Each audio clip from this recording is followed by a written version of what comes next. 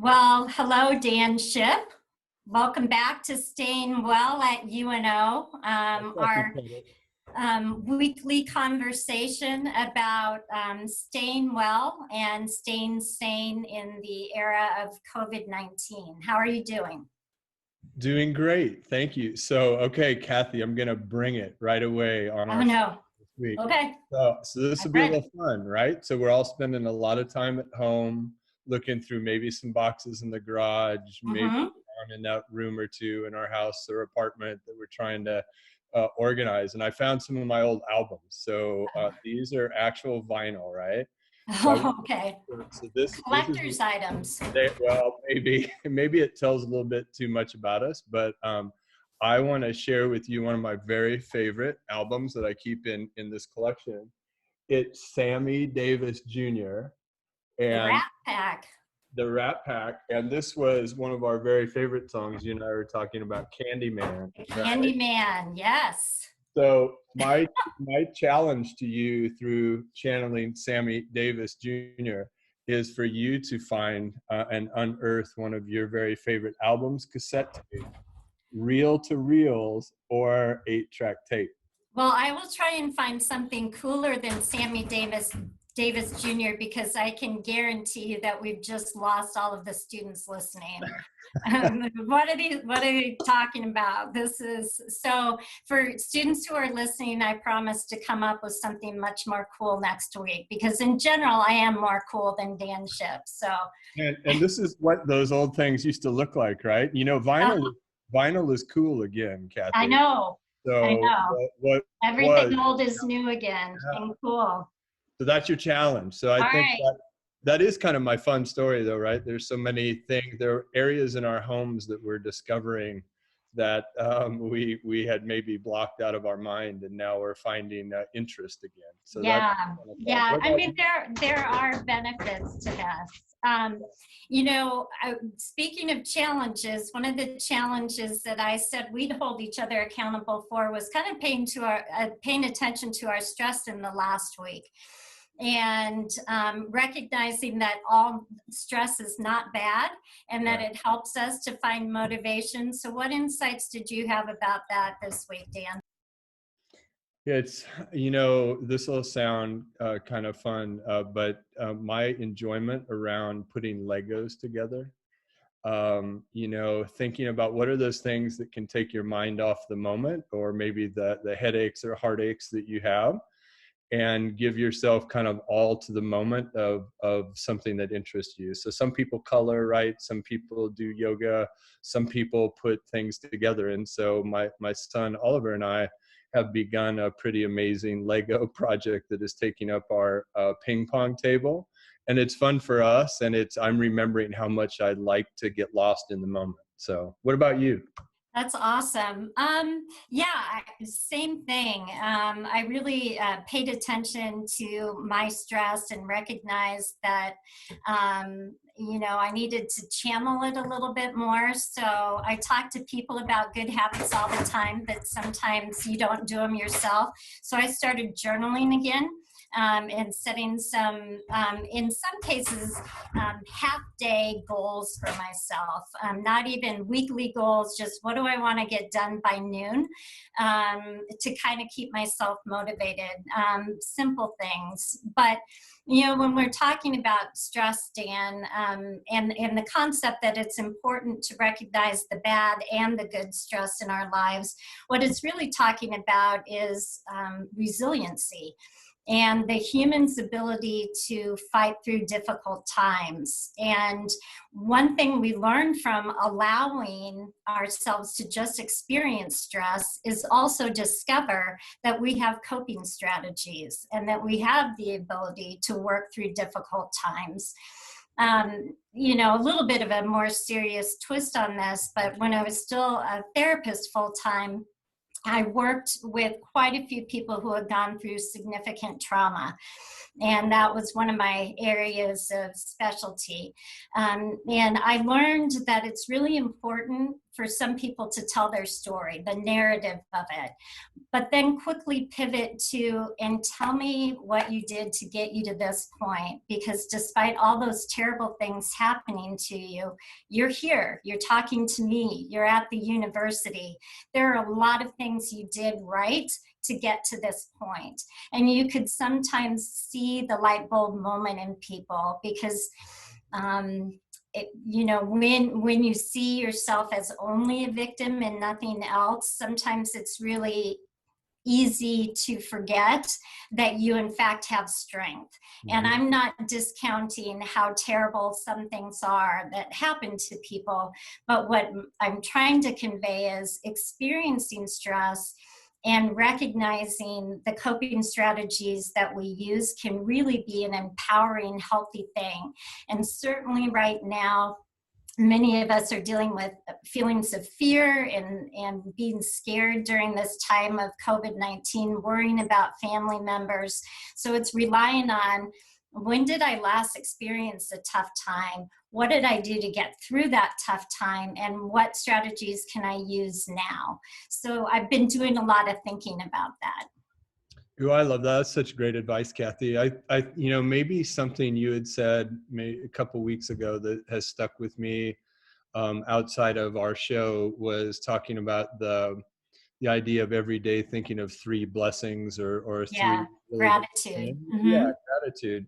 And I was on a walk with just a podcast in and listening to a Nike trainer talk about that, and it came up the same thing. So I think there's always some the universe conspires to teach you lessons, and that's a really good reminder. So I've tried to do that, right, every day.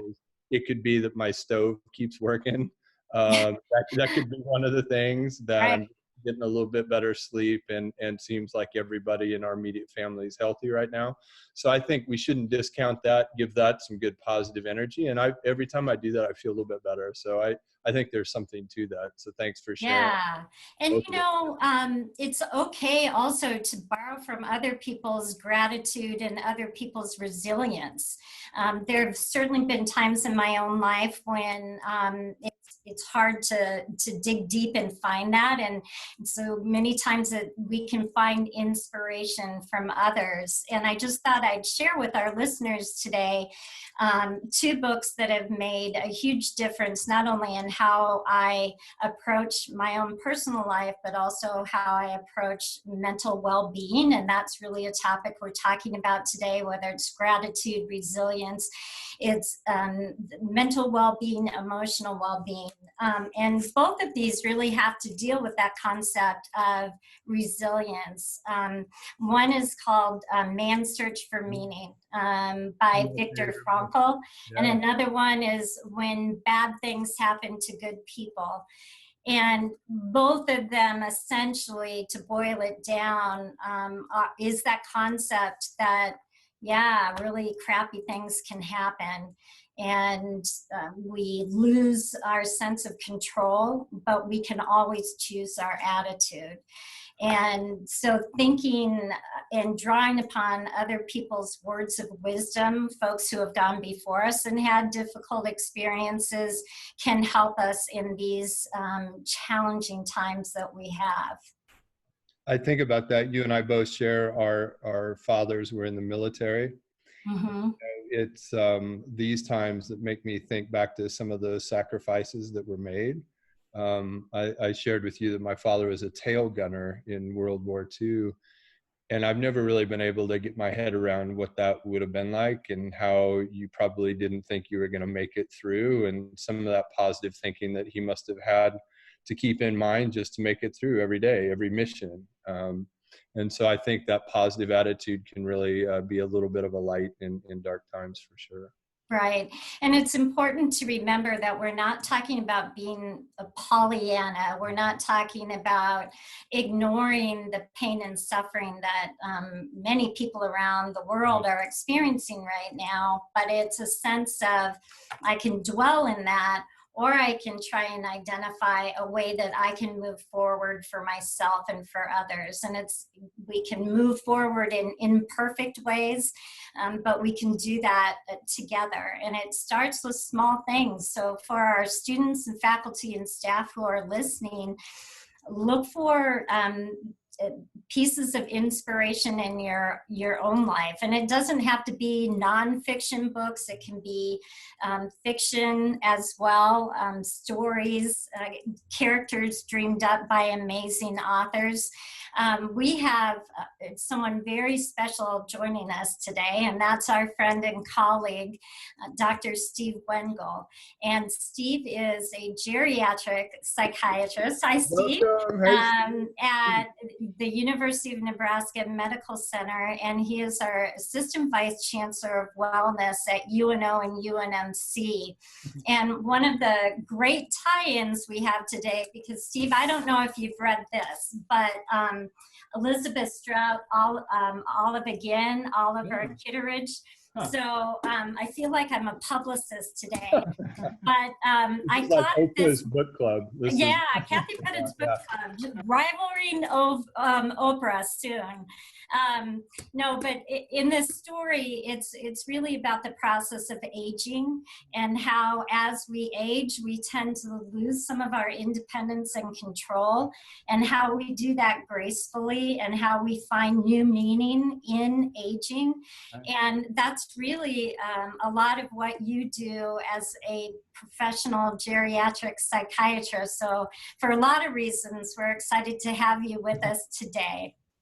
Delighted to be here. Thanks so much for this opportunity. And I was making notes to myself as you were talking. I kept nodding my head. You couldn't see me because I was muted, but I kept saying, wow, that's great. And that's really so cool what you're saying. And I was just thinking, I really liked everything both of you said, but one thing that, I kind of put a star by in my notes was that notion of resilience and kind of tapping into our previous experience of, gosh, what tough thing have you been through before? And you got through that, because you're right. Everybody in the sound of our voice has been through some tough stuff. You wouldn't have made it to UNO and gotten admitted and been successful up to this point without having gotten through some tough times. But we forget that sometimes, Yeah. And so that tied into my work as a geriatric psychiatrist. One of the reasons people say, gee, Steve, why'd you go into that? It's not a sexy area of medicine. Some people say, or whatever. I love it though, because I get paid to talk to older adults and listen to their stories. And, think about that. If you're 80, 85, or today I saw a 100-year-old person, that's not that unusual that I'll talk to people in their late 90s or over 100. And you think about what that person has lived through, just historically, the Cold War, maybe World War II, et cetera. And so in some ways, my job is easy. If they're going through a tough time, I can just simply tap into that and say, okay, yeah, this is a tough time.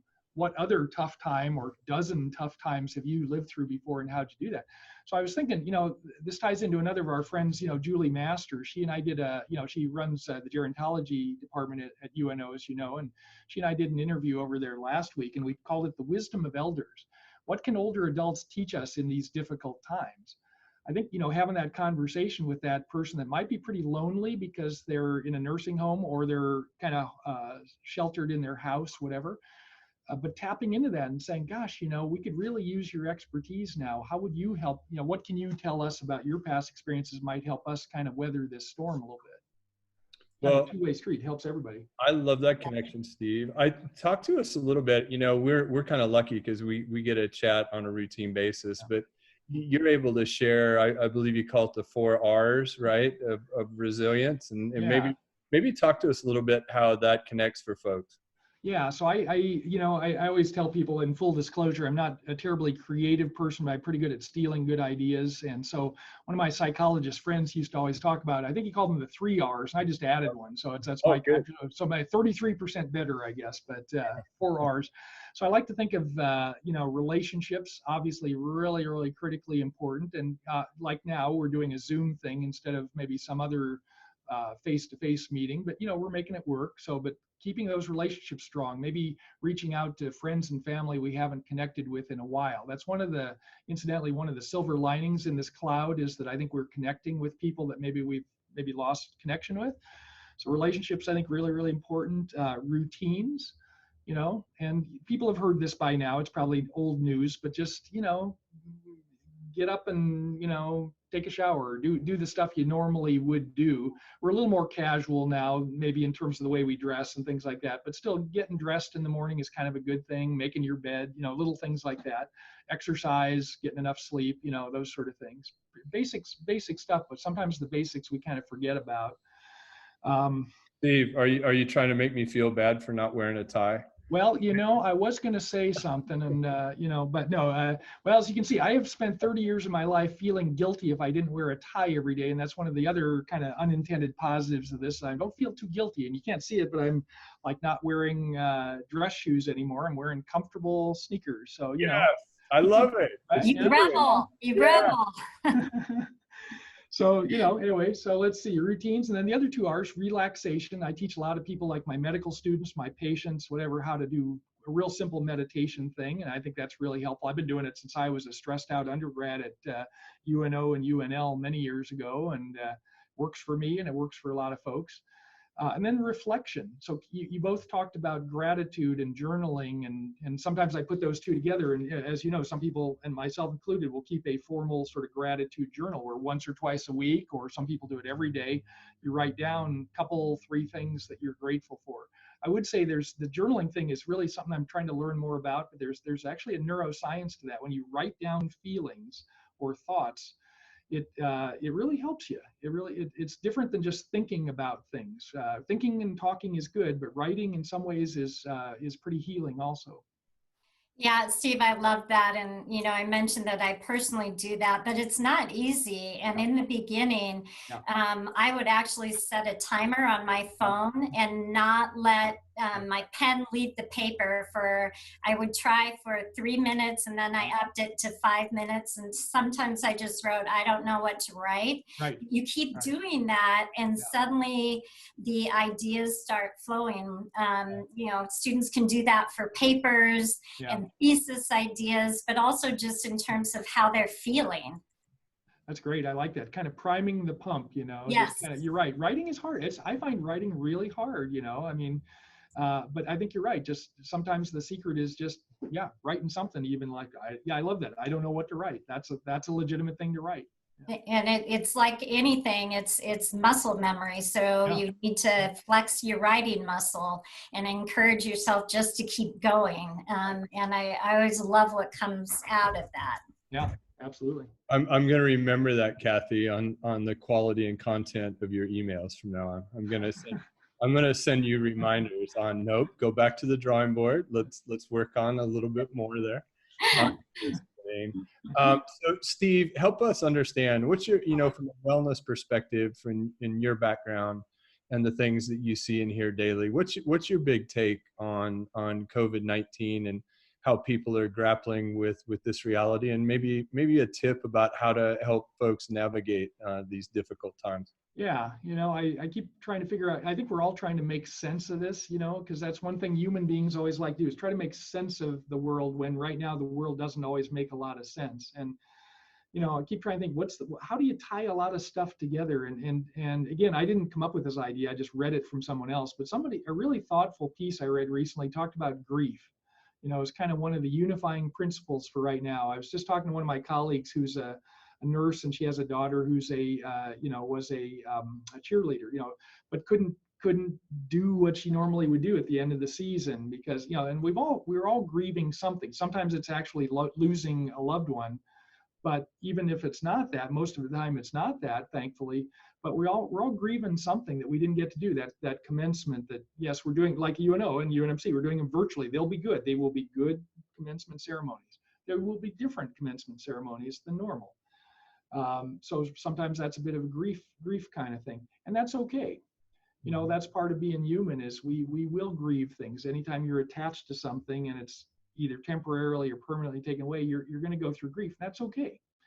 And I think that's part of it, is just saying it's okay to not always feel okay right now, because we're all in that boat. Mental health professionals alike, we all are kind of feeling a little different, and that's okay. This won't last forever, and we will all learn some things about ourselves out of this. I think we already are. And, I think again, like you said, Kathy, we're not Pollyanna-ish about it. It's, these are tough times, but tough times make you stronger, and they teach you some things. Our our guiding principle in the first couple weeks when we were starting to realize how serious this was going to be, and that the reality of, my goodness, we're going to have to shutter campus, on campus classes and all those things. That was quite sobering. And, the best and worst comes out in all of us during stressful times. And, when the worst comes out, it's grace and grit, right? You have to give yourself grace. You have to give others grace, and then you get over it and you just keep plugging away. And I think I've really learned that it's just as important to forgive yourself if you send the email that you didn't intend to, or give stink eye Dan, right, to someone. Dan always claims that I give him the stink eye, so I try. But, we all are going to have reactions to stress that are sometimes counterproductive.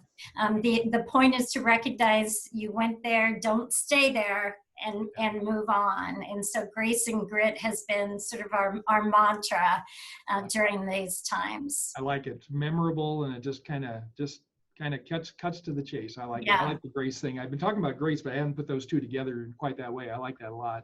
Yeah. Right. Yeah. Grace. So like going back to what I said, it sounds preachy, stay in a routine, but that's a good thing in general, but it's okay to deviate from the routine too, because we all will. And if you don't take a shower today, cut yourself a little slack, give yourself a little grace, kind of thing. Ooh, I like that. So I'm going to remember that with our boys around the house. They don't tell the boys that. Yes. There's no grace for that. They need to get in that shower every day. Yes. Yeah. But yes. Steve, on a serious note, I know that one of your areas of interest, and it's also one that Dan and I have talked about quite a bit, is the importance of sleep.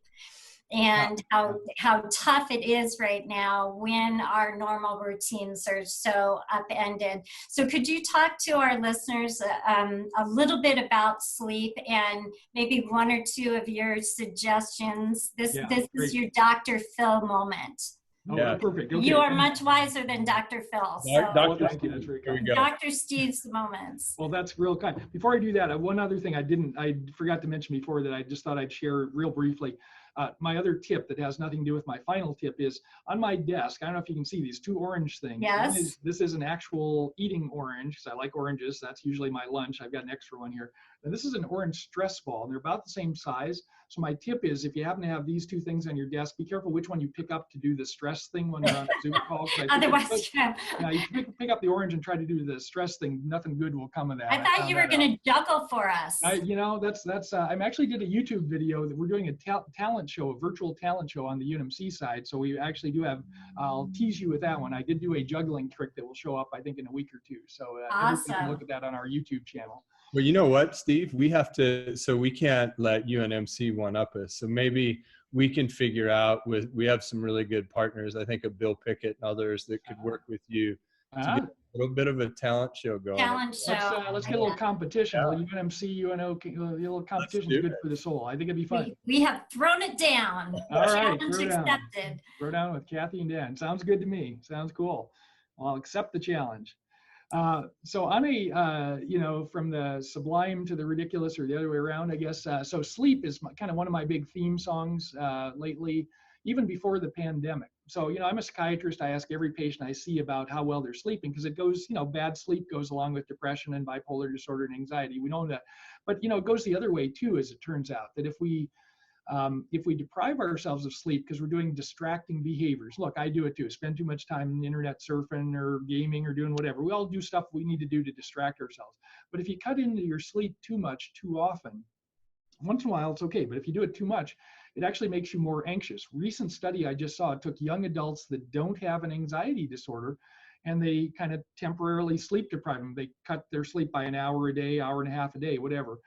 And they found the next day they feel more anxious. And it's hard to put your finger on it, but you just feel like you're not just tired, but just actually anxious. So I'm saying one of the things I'm really watching in myself and others around me is just saying, are you getting enough sleep? And, to finish that thought, I don't usually like to promote, like commercial products, but in this case I will. So I don't know if you've seen those infomercials about these corduroy pillows. Yeah, these corduroy pillows are supposed to help you sleep better. Yeah, they're really making a lot of headlines. Put your own Get bench it? out there. Headlines. Yeah. That's a really bad joke, isn't it? Lines from the court. Yeah. Now, okay, everyone just groaned collectively who's listening to this. So thanks for that bad dad joke. There you go. Yeah, exactly. But, on a serious note, if you had to identify maybe one or two things that our listeners could do to help fall asleep without pharmaceutical intervention, what might you suggest? Yeah, great. Thanks for reminding me of that. So there's a smartphone app that I like a lot. It's called CBT, as in cognitive behavior therapy, but CBT-I, as in insomnia, CBT-I Coach. And it is designed to help people with insomnia fall asleep. And it's really, really good. It's free. It was designed by the Veterans Administration, so nobody's trying to sell you anything. Really, really good. And even if you don't have insomnia, it's really good. They have a lot of guided meditations. If you just want to kind of chill out, you can just listen to a soothing voice walk you through that. I think that's really good. They've done a lot of research with that form of therapy, as you know, and they found it's actually more effective than sleeping pills. And of course, not habit forming, no side effects. Right. So I really believe in that. I mentioned before, I personally do some meditation, and that helps me. I do it before sleep. It's just a different brand of the same thing, basically, but just kind of calming your thoughts down and I would say the other quick tip is getting away from screen time for maybe half hour or an hour before bed helps a lot. Screens kind of wake you up, the blue light and the stimulation. So getting away from the screens a little bit. And again, I don't always practice that myself, but nobody's I love that advice too. Yeah, we've been talking a little bit about that. That seems to come up as a shared piece of advice. It's not easy to do, but it's so quick for people to just look at their phones before they go to bed. Right. I actually find it liberating. I like putting it away. I can kind of go to a point of relaxation then, So that's great advice. Yeah. Top. Well, Dr. Wengel, thank you for joining us on the Kathy and Dan show. Notice Kathy gets top billing. But we really believe in staying well at UNO, and you're a big part of helping us think through and make that work for our students, faculty, and staff. So thank you, Dr. Wengel, for joining us. Thank you so much. It's been a delight. Take care. Thank you. You too. Well, so Dan, we have some challenges that are going to come up for us next week. Each one of us are going to, bring our new album. I know I'm going to have to think hard about this. But we also, again, would love to hear from our listeners about the different kinds of topics they'd like us to discuss. Send those ideas and suggestions into stayingwell@unomaha.edu. We want to continue coming to you weekly with relevant and helpful information.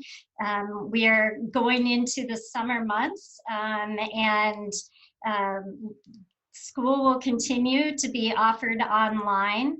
And we will continue to offer student services and support services for our students. And this webinar is just one small part of that. So what else would you have to add, Dan, before we sign off? The only thing I would say is that the weather seems to be picking up a little bit better, right? Better forecast. So I would encourage all of our viewers, listeners to get outside, go for a walk, clear your head, give yourself a little time to enjoy what spring's like in Nebraska. So if you can find the time, please take advantage of getting outside. Well said. All right. Well, until next week, Dan, take care. Bye, Kathy. Bye.